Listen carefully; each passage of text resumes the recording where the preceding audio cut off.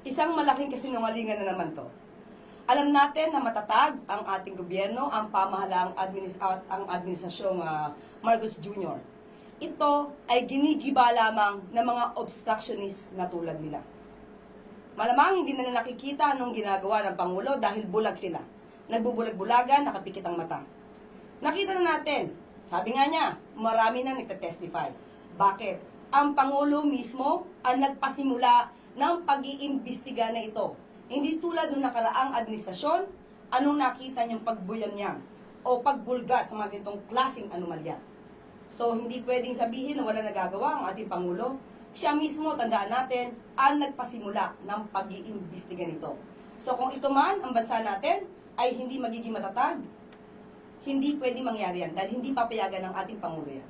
Sa pananaw siguro niya yan, opinion niya yan, pero hindi tayo umaayon sa kanyang opinion.